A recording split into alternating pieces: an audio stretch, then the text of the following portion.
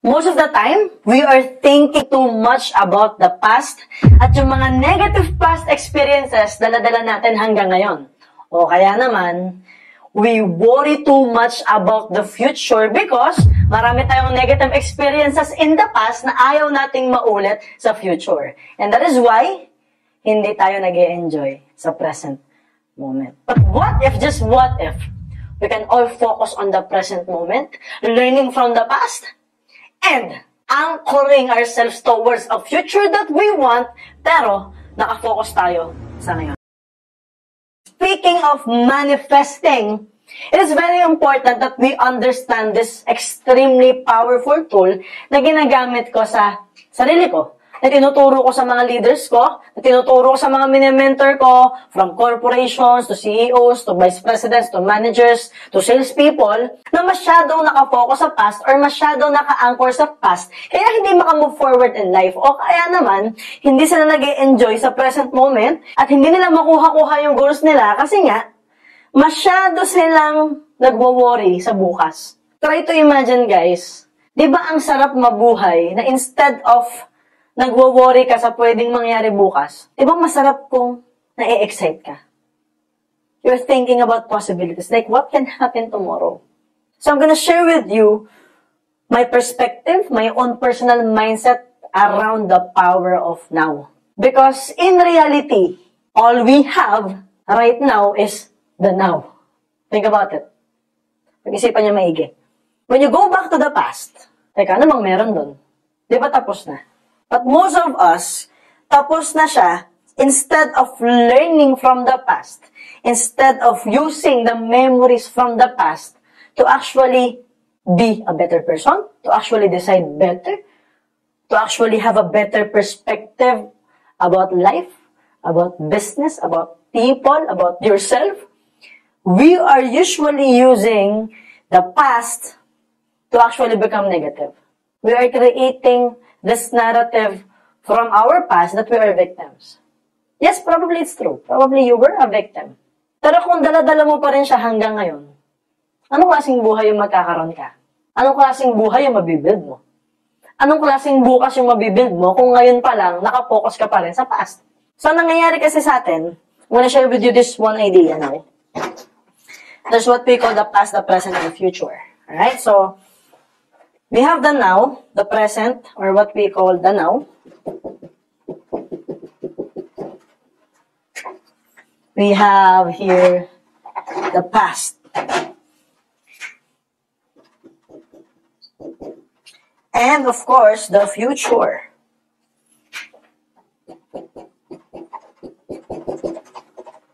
Alright? Now, most of the time, even if marami tayong good, great, amazing memories from our past, because of how we feel, because of how we are wired as a human being, because pag negative, mas nag-iisip yung mind mo. Pag negative, nagkakaroon ng red alert.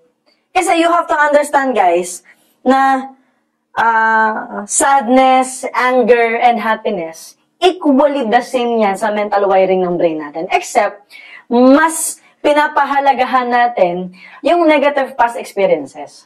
Mas iniisip natin. Mas nagpo-focus tayo sa cause. Like, one major example is, for example, nasa inuman ka, and you were so happy, di ba? Kumakanta ka ng Noshi Balasi, or kumakanta ng Sex Bomb, or kumakanta ka ng mga kantang paborito mo, di ba? Most of the time, we think about our happiness. Hindi natin naiisip yung tao sa paligid, or the decision, or the music, or probably the alak. Hindi tayo nakafocus sa cause ng happiness. Kasi pag happy ka, you're just enjoying the moment, diba? You are present in this moment, you are focused on what we call the now. But when we are angry, when we are sad, when we are anxious, when we are overthinking, we focus on the cause of the overthinking. We focus on the cause of the pain, the cause of the anger, the cause of the negative emotion. And as we focus on the cause of the event, the more that you focus on bakit kaya nasasaktan ako ngayon, now your brain will magnify all the risk at magiging psychological anchor siya. And your brain will actually take a snapshot And it's called a memory. Ngayon, every time that memory, that anchor created, meron siyang nakakabit na experience. And the experience is what? Emotions. Experience is feeling, seeing, hearing, diba? Thinking. Merong taong involved, may mga taong involved, may lugar na involved, may feeling, may thinking, may damit kang suot nun, meron kang narrative, merong music, meron kang naririnig, meron kang nakikita. And anything related to that will be part of that past, correct? Now, here's the catch. The byproduct of experience is actually emotions. So, every time, either maiisip mo yung nangyari doon, tas malungkot yung nangyari, malulungkot ka. Or every time na mararamdaman mo yung emotions, probably maiisip mo yung nangyari, tapos lalo lang marireaffirm yung emotions, lalo ka lang malulungkot. But the problem with that is, that's from the past. And past is past. Yung nakaraan ay tapos na, nangyari na. So, nangyayari ngayon, dala-dala mo sa present moment, sa now mo, yung past na negative experiences. So, since hindi ka okay ngayon, emotional ka ngayon, ang bigat-bigat ng nararamdaman mo ngayon, how will you then decide? How will you then move forward? Here's the biggest problem. Because of this, yung past will be equals future. Kasi, dala-dala mo sa now, sa present moment mo yung past. So, you will get the same results because you are thinking the same. You are acting the same. You have the same behavior. You have the same narrative. You have the same mindset. You have the same belief. Tapos, marireaffirm lang siya. Pag nare-affirm siya, ano mangyayari? Wala. Yung kinakatakutan ko nangyari, ginawa ko naman yung best ko. Yes, ginawa mo yung best mo sa utak mo. But your body is still doing the same things because you are anchored from the past. Kasi nga, negative ka pa rin, malungkot ka pa rin, hindi ka pa rin okay. So most people are living in the past. At ang nangyayari, yun yung nagiging emotional home nila. Think about it. Di ba, mas komportable kang tumae sa bahay mo. That's from the past, right? Mas komportable kang matulog sa bahay mo, mas komportable kang umiyak sa bahay mo. Kasi it's your home. Now, the bigger question now is, based on your past, what is your emotional home? Kasi kung sanay kang malungkot, sanay kang miserable, sanay kang hindi okay, mas komportable ka ngayon sa hindi okay. And you will always have this narrative na kapag masaya, parang hindi siya okay. Na kapag masaya, natatapos siya. Parang, yeah, of course, ang saya natatapos, pero at least naging masaya ka. And how can you actually become happy again? What can you do to be happy again? What are the patterns? Do you recognize those patterns? Diba? Ang problema sa atin, masyado tayo nakafocus, okay na to. Kasi sanay ako sa hirap, sanay naman ako hindi okay. Eh, hindi nga eh. Yes, sanay kang hindi okay, pero hindi okay na lagi kang hindi okay. Maybe we can change the future. How do you do that? By focusing on the now. So, ang nangyayari, sa present moment, just imagine there's a bag that you carry every single day. Right? You carry it every single day. So, ganda na tang bag na to, guys. So, just imagine, you have this negative past experiences. Nilalagay mo dito sa bag mo. Imagine, daladaan mo to everyday, itong bag na to. So, nandito yung galit, nandito yung resentment, yung anger, yung hate, yung anxiety, nandito yung narcissism, nandito lahat ng negative, diba? Lahat ng pain mo nandyan. Just imagine, tapos na siya, nangyari na siya, pero dala-dala mo pa rin siya hanggang ngayon. So, every single day, ito yung nagpapabigat sa'yo, yung bag na dala-dala mo. Here's the problem. You are expecting a different future while you still carry this. The question is, why do you do that to yourself? How can you expect a better future kung ang dala-dala mo sa bag mo, yung bigat ng nakaraan? Now, probably, because of this podcast, magkakaroon ka ng better perspective. But here's what I want you to do. Yung bag, tanggalin mo yung negativity. How do you do that? Acceptance, forgiveness towards other people and towards yourself. Love towards yourself and towards other people, and compassion. Understand that you deserve a better life. So, open your heart to possibilities and open your heart to new things. Buksan mo to, tanggalin mo lahat ng negativity. Tanggalin mo lahat ng toxic. Tanggalin mo lahat ng galit. Tanggalin mo lahat ng resentment and whatever anger you have in your heart. And then, ang ilalagay mo ngayong bago is a future that you want for yourself. Maybe the house that you've always wanted. Maybe the car that you want. Maybe the experiences that you want. The beach resort. Going to places, you know. Experiencing a lot of stuff. Eating a lot of food. Experiencing things na hindi mo pa na-experience before. Like, put it here. The question now. Will it be heavy? Of course. Probably, mas mabigat to. Bakit? Pangarap na to eh. Usapang future na to eh. Nakaka-pressure to eh. Pero ito yung nakakatawa. At least, ang nagpapabigat sa'yo, yung future na gusto mo, hindi yung past na tapos na. Kasi yung past na tapos na. Pero yung future, kung yun ang nagpapabigat sa'yo, mas okay. At least, pangarap mo yung nagpapabigat. Pangarap mo yung nagpe-pressure sa'yo. Unlike, ang nagpe-pressure sa'yo, yung past, na kahit anong gawin mo doon sa pressure na yan, makalumpas ka man sa pressure na yan, walang magbabago. Kasi dala mo pa rin siya eh.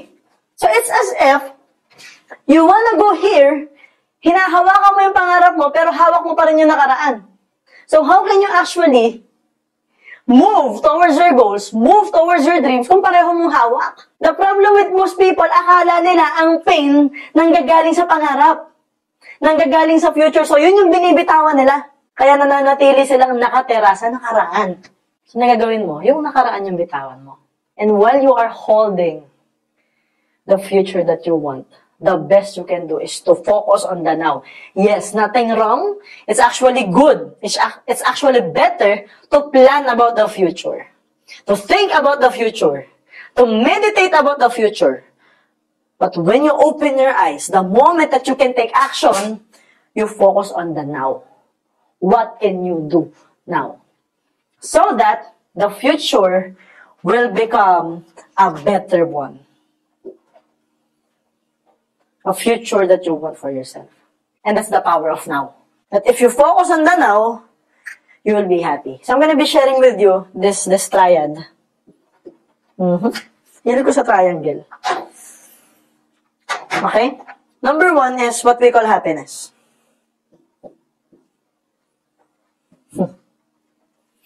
If you're focused on the past, and you bring the past in the equation, how can you be happy now? Diba? It's like, nandito ka sa ngayon, ang iniisip mo yung kahapon. Ang iniisip mo yung last month. Ang iniisip mo yung last year. So, nangyayari, instead na nag-e-enjoy ka ngayon, ano nasa isip mo? Dati, ganito eh. Dati, ganun. Dati, ganito. You will never ever be happy. Like in my case, when I was 24, I'm doing a lot of, modeling stuff. I'm a fitness model. I'm an athlete. I join pageants. Medyo okay pa yung itsura ko before. So if I go back to now, if I go back to the past, tapos andito ako sa now, di ba parang ang magiging narrative ko, parang ang pangit ko na ngayon. Tapos dati ang lagu-lago ng buhok ko, di ba? I can actually play victim. Instead of like, dati na-experience ko yun. Dati, ganun ako. But I'm actually proud with who I've become. Kasi imagine, kalago ako ngayon, taas ng hairline ko, mas marami akong pimples, pero parang mas maganda yung buhay ko, mas magaan yung buhay ko, mas matalino ako, mas mataas yung character ko, mas mataas yung level ng leadership ko. And I'm really confident with who I am. Before, sobrang pakit ako. Ngayon, wala na akong paki sa iisipin ng ibang tao. And because I am focused on the now, I am creating a better future for myself. I am always creating a better me every single day. And the main reason why I am growing, the main reason why I am improving a lot, it's because I am focused on the now, and the question I ask myself is, what can I do now? Kasi pag, at the back of your mind, think of it this way guys, at the back of your mind, if you're thinking about the past, natapos na, it's as if parang lagi kang nakalingon. Pag lagi kang nakalingon sa likod, hindi mo makikita yung beauty ng nasa harapan mo. Hindi mo makikita yung beauty ng paligid mo. Hindi mo makikita yung ganda na nasa harapan mo. For example, I'm gonna give you another idea in terms of happiness. How about relationships? If you have friends, for example, alright? Gusto mo ba na nasa present moment ka na, pero ang tingin sa'yo ng kaibigan mo, yung ikaw pa rin from the past?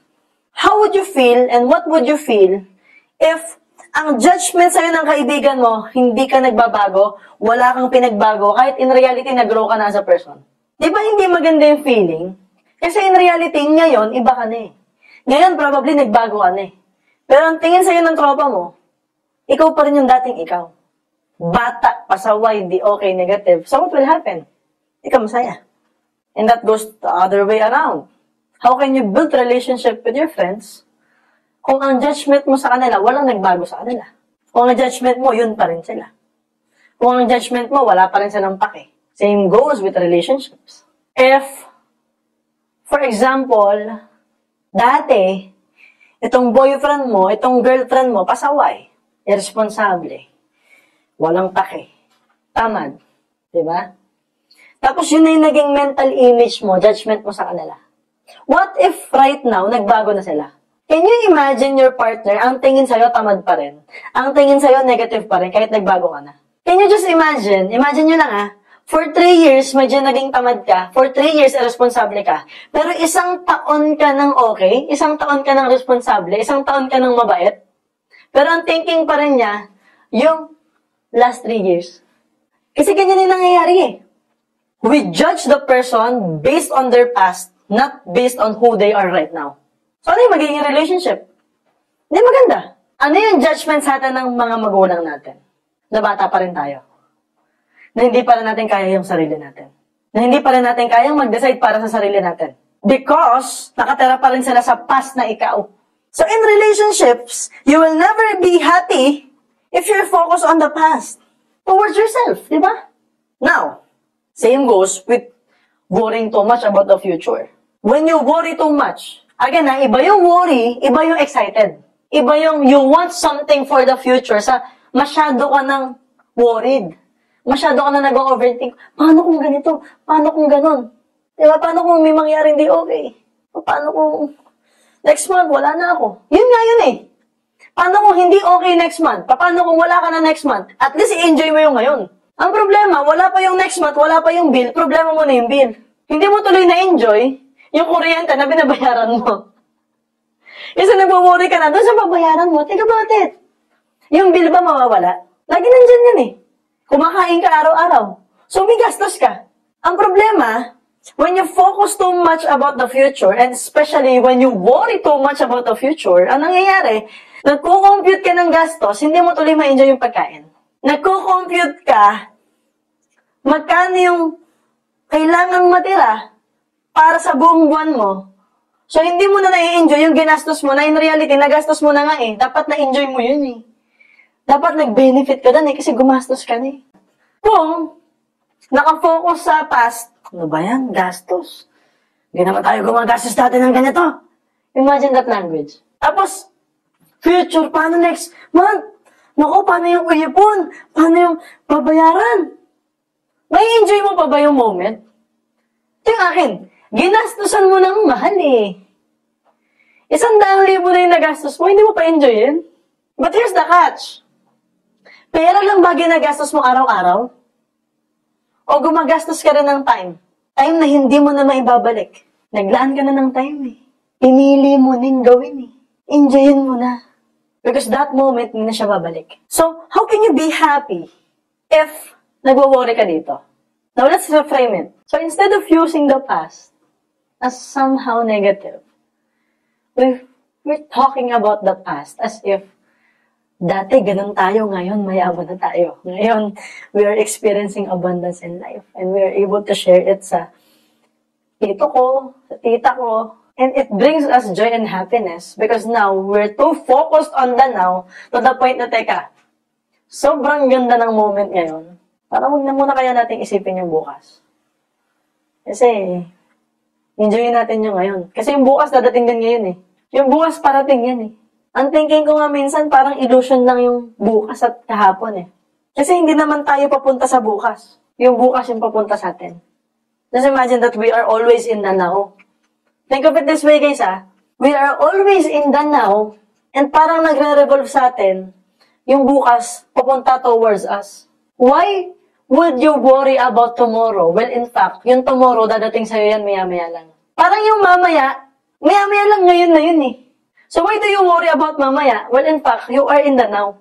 And the now is actually really priceless. Kasi lagi mo sinasabi, let's just say, I give you 10 million right now. But ang challenge, hindi ka naaabot bukas.